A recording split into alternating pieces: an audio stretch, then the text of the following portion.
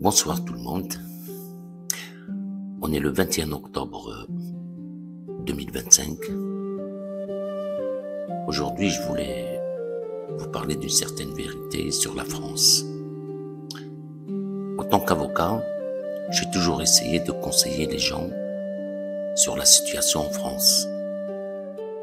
Mais souvent, mes paroles ont été mal comprises.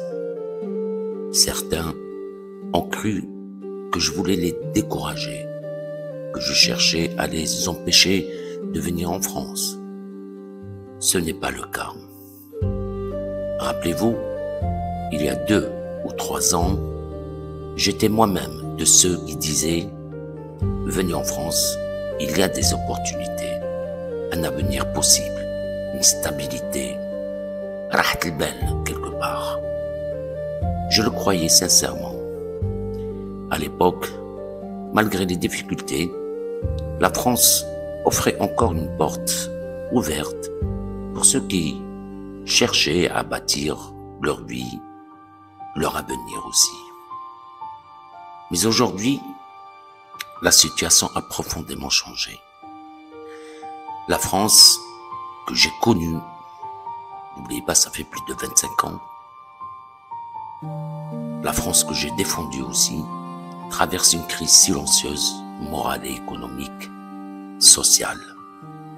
L'inflation, la bureaucratie, l'insécurité sociale, la désindustrialisation, la fatigue des institutions, tout cela a transformé le pays. Ce n'est plus le même environnement pour celui qui veut recommencer à zéro. Et ce ne sont pas des paroles en l'air. Les chiffres sont là et la réalité du terrain est là. Les statistiques confirment ce que l'on voit chaque jour dans les rues, dans les tribunaux, dans les administrations, dans les supermarchés même. La précarité s'étend, les inégalités explosent et les promesses de réussite s'éloignent.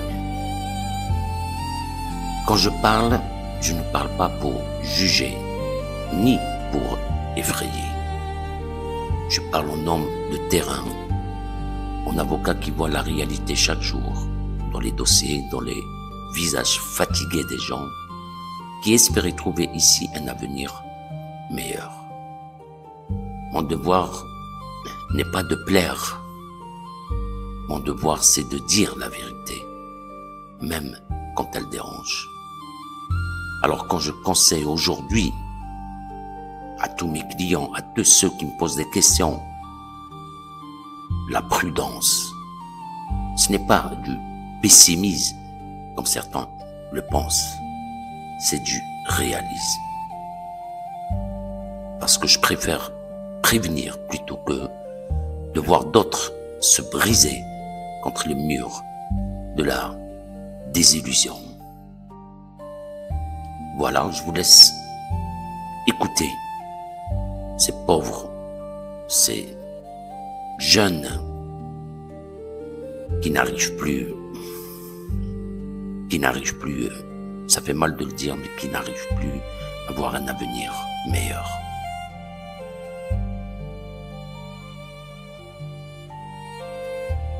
Salut mec! Ah salaire, qu'est-ce que tu foutais? On t'attend depuis le 15 du mois. Eh ben meuf là, profites-en, je suis que de passage. Allez, on se voit le mois prochain, hein, ciao! Ouais, à plus, ouais. Et coucou, tu sais que sans moi on n'a pas de toit sur la tête, hein? Bordel, déjà un tiers qui part d'un coup. Tu sais que sans moi on peut pas se chauffer.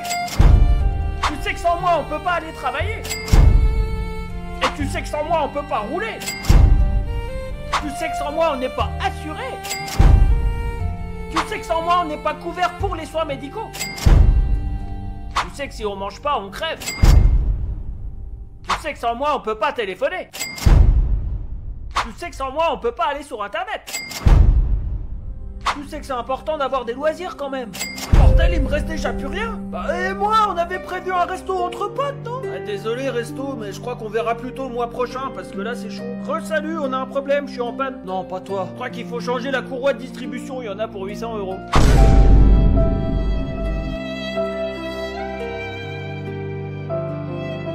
Travailler en France, c'est plus du tout rentable. J'ai vu une vidéo d'un mec avant qui parlait de ça et je suis tout à fait d'accord avec lui. En fait, même si tu gagnes 1008, 1009, 1007, c'est pas suffisant. Surtout quand t'as des enfants. Encore quand t'as pas d'enfants, à la rigueur, tu peux encore à la rigueur t'en sortir, mais quand tu comptes le loyer, l'essence, la voiture, les frais au quotidien, même pour mettre de l'argent de côté, c'est devenu difficile. Et je pense que c'est aussi pour ça que les gens sont devenus grave aigris et qu'ils ont plus envie de bosser. Parce que si encore ça payait d'aller bosser, on irait sans râler. Là, on y va parce qu'on n'a pas le choix. Mais je pense que les gens y râleraient moins. Au final, tu bosses 7 à 8 heures par jour, voire 9, voire plus pour certains. T'as du mal à mettre de côté. Tu peux partir en vacances, mais tu peux pas non plus te faire des vacances de malade. En fait, c'est juste pour survivre. Tu payes ton loyer, il te reste pratiquement plus rien pour te faire plaisir. C'est normal que les gens, ils ont plus de plaisir. C'est plus du tout rentable. Tu travailles, mais c'est comme si tu travaillais à perte, en fait. Et en plus de ça, tu te casses la santé et t'as même pas de remerciements. Je suis désolée, mais je peux comprendre que les gens, ils sont devenus aigris et qu'ils râlent de plus en plus. Tu travailles à 1200 balles qui te permet pas d'aligner ta fin de mois, qui te permet d'être dans la merde le 10 de mois. C'est ça qu'on fait aujourd'hui. Les travails à 1200 euros, des gens qui saignent du nez, qui doivent payer leur carte orange, qui doivent payer leur mutuelle, qui doivent payer leur panier repas, qui doivent payer leur loyer. C'est ça qu'on fait aujourd'hui. C'est pour ça qu'aujourd'hui on est heureux de se satisfaire qu'aujourd'hui il y a des gens qui travaillent et qui deviennent pauvres. Dans ce pays, 3000 milliards de dettes. T'as pas un hôpital convenable, t'as pas une éducation normale pour nos gamins. C'est le bordel, les routes sont défoncées. Vous avez fait quoi de l'argent? Il est où le ticket de caisse? C'est ça le message, la famille. Battez-vous pour vous-même. On est tous en train de nous endormir. Et arrêtez de nous faire chier avec vos problèmes d'immigration, avec vos problèmes d'insécurité. J'habite dans le 9-3, on a l'impression qu'on est dans le Far West. Le problème des Français aujourd'hui, c'est le portefeuille. Le problème des Français aujourd'hui, c'est de se nourrir. Le problème des Français aujourd'hui, c'est d'aller à la fin du mois. Un demi-sandwich triangle vendu 4,50 €. C'est ce que propose Triangle, un nouveau restaurant qui vient... Va falloir penser à aller se faire foutre. Va falloir penser à aller se faire mettre. C'est bon! Vos concepts de merde, vos prix de merde. Dans la France de Macron, tu me proposes un sandwich triangle. La garniture, elle se voit à peine. Tu me proposes un sandwich. Toi-même, quand t'entends ta phrase... En fait, il faut que je me calme. Toi-même, quand t'entends ta phrase... Un demi-sandwich triangle. Toi-même, quand t'entends ta phrase, ça va chez toi. C'est-à-dire que si je prends le sandwich entier, c'est-à-dire 2 tranches de pain et au milieu de la brandade de morue, je paye ça 9 €. Tu veux que je te... En fait, est-ce que tu veux que je te mélange? En fait, t'as l'air adorable, ta voix est toute mignonne, mais vous n'allez pas faire passer vos idées de merde par une voix mielleuse. On va tous vous mélanger. Cette année, il n'y a pas de conneries comme ça qui va se passer. Au lieu de faire des trucs pas chers pour les gens qui ont meurt de faim, t'es là, tu me présentes un demi-sandwich triangle à 4,50 €. Toi-même, ça va pas chez toi. Et puis, c'est qui le fou qui a... Je vais vous mélanger. Cette année, je vais pas vous laisser dormir. Cette année, entre les cuisines fusion, les bars à machin, les bars à trucs, les concepts de merde, je vais tous vous mélanger, vous et vos concepts d'école de commerce, et vous faire foutre. Est-ce que c'est bon? Merci. Les gars, 2000 € par mois, à la fin du mois, il te reste 200 €, les gars. Le gars a dit les termes, fâchez-vous comme vous voulez, hein, mais 2000 € en 2025, c'est rien du tout. C'est à peine si tu vis décemment. Certains me diront oui, mais mes parents, ils m'ont éduqué avec 1400 €, j'ai jamais manqué de rien. Mais maintenant, on est en 2025. À l'époque, la baguette, elle était à 50 centimes. L'essence, il était à 1,20 €. Les loyers, ils étaient à 300 €. Tu pouvais manger au resto pour 10 balles, frère. C'est plus comme ça maintenant. En 2025, ton daron, avec son SMIC, il aurait pas joué. Même avec 2000 €, il aurait pas joué. Aujourd'hui, avec un SMIC, tu joues pas, frère. T'es même pas remplaçant. En fait, aujourd'hui, on est tellement dans une société de consommation. Déjà, rien que les abonnements. Avant, il n'y avait pas autant d'abonnements qu'avant. Maintenant, tous les mois, on a tous, je sais pas combien d'abonnements qui sortent chaque mois, tu vois. Déjà, rien que le téléphone, l'abonnement mobile, l'abonnement internet, la salle de sport, la Navigo pour les transports en commun, tous les trucs comme ça, Netflix, Spotify. Et rien que moi, je dois avoir 7-8 abonnements. Tous les mois, ça sort de mon compte. Avant, nos parents, ils avaient pas ça. Parce que ça existait même pas. Et les prix, ils ont augmenté. Les loyers, les trucs, tout a augmenté. Même l'assurance de ta voiture. Quand tu mets le coco, t'en as pour 2 fois plus. Et tout a augmenté. Avec 2000 €, c'est à peine si tu peux aller sortir avec ta famille une fois par mois, aller au resto, faire une vacance à l'année, mais c'est super compliqué. Maintenant, si tu gagnes 2000 €, limite, ta femme, elle doit travailler, sinon ça va être super dur de vivre décemment. Et il faut dire aussi que nos parents, ok, pour certains, ils ont réussi à gérer avec un SMIC, mais ils se sont sacrifiés, ils se sont rien acheté pour eux. Est-ce que toi, t'es prêt à vivre une vie de sacrifice comme ça, où tu utilises tout ton argent pour quelqu'un d'autre? Ça, je sais pas, tu vois, c'est toi qui le sais. Mais en tout cas, c'est difficile. 20 €. pour ça. Voilà pourquoi il n'est plus possible d'être étudiant en 2025. Alors on va revenir aux bases. 2000 € vraiment à Paris, est-ce que c'est un bon salaire? Parce qu'il y a beaucoup de personnes qui vont dire que 2000 € en fait c'est super bien et que si t'es à deux tu t'en sors très bien. Et en fait si t'es tout seul, 2000 € à Paris, vraiment tu en chies. Plein de personnes qui ne touchent pas 2000 €, donc ceux qui ne touchent pas 2000 € et qui sont à Paris, souvent galèrent sincèrement. Et alors que tu commences à avoir un salaire un petit peu plus élevé et que t'as environ 2000 €, pour moi ça représente vraiment un SMIC à Paris. Il y en a plein qui vont te dire ah mais en fait pourquoi t'es à Paris, t'as qu'à déménager. Franchement moi mon corps de métier, il y a peut-être 70% du taf qui est ici. Après en fait on fait nos études ici, on se construit ici, on trouve en fait un emploi ici et tout se fait un peu genre à la suite. Donc oui on pourrait grave changer de ville, je sais pas forcément si je serais mieux payé ailleurs et si je trouverais un meilleur cadre de vie ou pas, mais pour l'instant en tout cas quand on est jeune et qu'on veut se faire de l'expérience, on reste un peu à Paris parce qu'en fait on se dit bon j'ai trouvé ça donc je reste. Mais 2000 € à Paris, si vous allez devoir prouver que vous avez 3 fois le montant du loyer pour vous payer un loyer, donc vous pourrez avoir un 750-800 € max par mois. Dans ces appartements, vous allez vous retrouver en concurrence avec directement les étudiants, avec des parents qui ont beaucoup d'argent. Clairement, quand vous payez votre loyer et que vous avez 2000 € en soi, vous êtes ok quoi, vous arrivez à vivre, mais en fait c'est pas la zinzinerie non plus du village. Pour moi, être à Paris, 2000 € c'est le new SMIC un peu. Si tu veux être vraiment bien à Paris, il faut commencer à avoir du 3000 € net maintenant. Tout dépend si t'es en couple, si t'es célibataire, etc. Mais si t'es tout seul, je pense que c'est vraiment le strict minimum. C'est ma réflexion, dites-moi ce que vous en pensez. Est-ce que selon vous, avoir 2000 € dans une très grande ville comme Paris par exemple, est-ce que ça vous paraît assez pour pouvoir vivre? Pour lui, la vie à Paris. Faire passer le SMIC à 1600 € est totalement possible et je dirais même que ça a des conséquences extrêmement positives que ce soit du côté social ou du côté économique. Avant de commencer les explications sur les conséquences du SMIC à 1600 €, j'ai 2 précisions à vous faire. La première, c'est que aucun prix Nobel d'économie n'a validé le programme économique du NFP. C'était une fake news. La deuxième, c'est que tout n'est que théorie en économie. On ne sait pas si dans le réel, la théorie économique va fonctionner à 100%, puisqu'on ne peut pas être maître de tous les facteurs économiques. Maintenant que ces 2 précisions sont données, on va commencer à attaquer le tableau. Les gauchistes naïfs, comme le mec de la vidéo juste avant, pensent que augmenter les salaires va augmenter le pouvoir d'achat des personnes, donc augmenter leur consommation, leurs dépenses. Mais c'est faux. Et oui, la réalité économique est un petit peu plus compliquée. Une augmentation des salaires, ça va augmenter le coût de production, c'est-à-dire que les usines vont payer plus cher leurs ouvriers. Donc du coup, ils vont devoir rentabiliser leurs coûts. Et ce coût-là, il va se répertorier sur 2 choses, soit sur les prix, soit sur une augmentation du chômage. Ça veut dire que, quoi qu'il arrive, il y aura une baisse du pouvoir d'achat, soit parce que vous aurez perdu votre job, soit parce que les prix seront plus élevés. Et dans les 2 cas, ça va apporter une baisse de la consommation. Même si la première ligne qu'on a vue tout à l'heure, la ligne des gauchistes, peut être une réalité, elle ne sera jamais autant une réalité immédiate que cette ligne-là.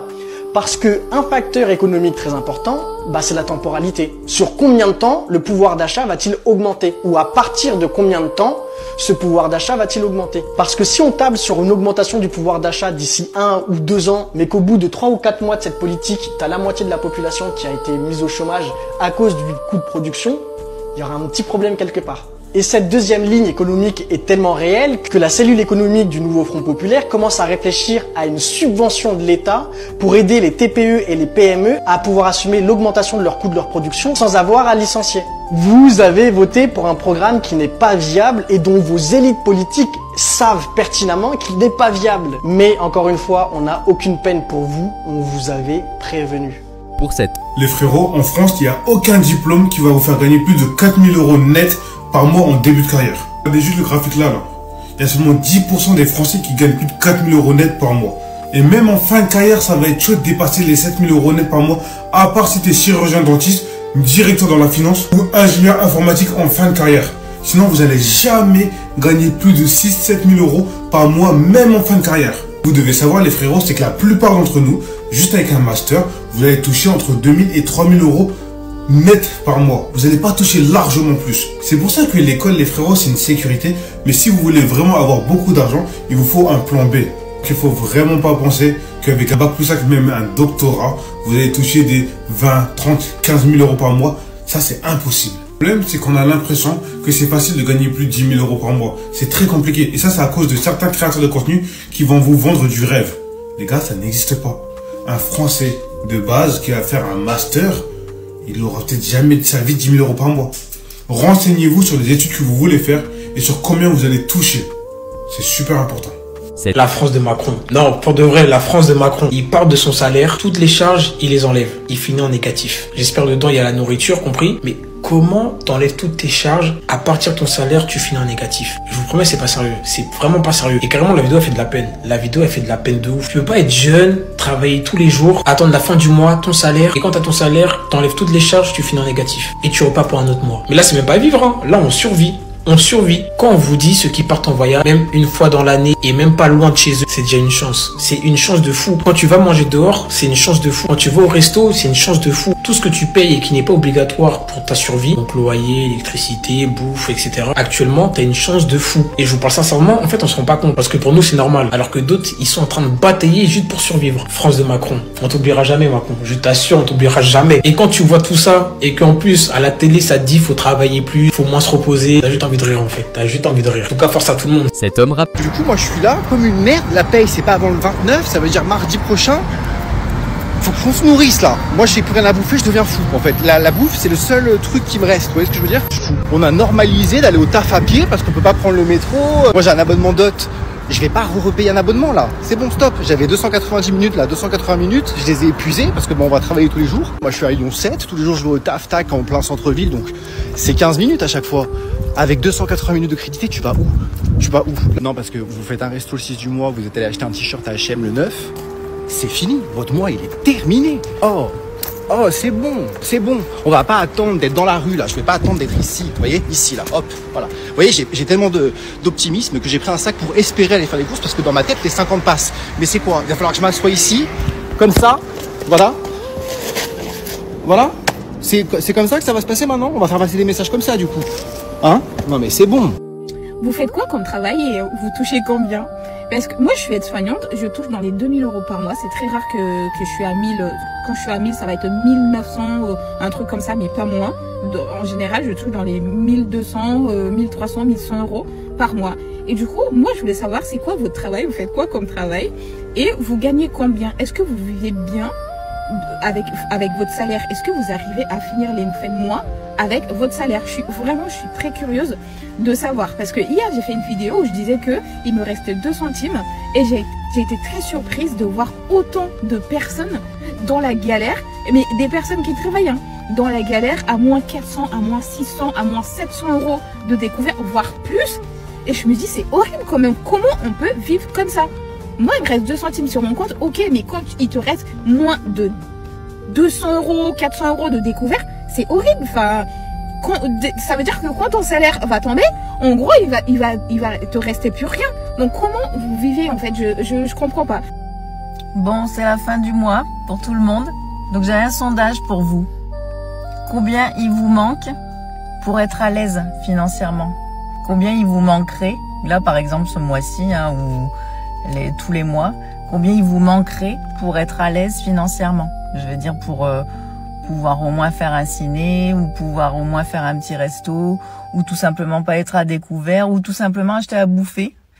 Combien il vous manquerait, là, actuellement, pour être à l'aise? Je veux dire, pour pas être stressé et pour pouvoir vivre convenablement. Moi, par exemple, il me manquerait, je pense, 1000 € pour pouvoir être à l'aise, pour pas être dans le découvert, pour pas devoir trop réfléchir ou compter. Moi, ce serait ça, par exemple. Et vous, du coup, combien il faudrait pour que vous soyez à l'aise, tout simplement? J'ai gagné 30 € grâce à des choses que j'ai vendues. Il faut que je fasse des courses parce que mon frigo ressemble à ça. La fin du mois va être compliquée. Je vais voir pour utiliser 10 €, soit pour acheter un cadeau à mon papa parce que c'est son anniversaire aujourd'hui. Ou alors je vais aller au magasin de jouets pour acheter un petit cadeau de Noël à ma fille. En positive, dans la vie, il y a d'autres choses beaucoup plus graves. Et ça va le faire et on va y arriver. On ne doit pas le faire maintenant. Ça coûte trop cher. Je suis en train de regarder pour des yaourts, mais là il y a une promo 1,79 € celui-là. Et il y en a 12. Du coup, je vais prendre ça parce qu'il n'y a pas de moins cher. Je rêve d'un coca, je viens de passer dans le rayon. 3 €. C'est beaucoup trop cher. J'en ai eu pour 10,66 €. J'ai pas acheté le cadeau pour l'anniversaire de mon papa parce que c'était trop cher en tout et ça dépassait le budget.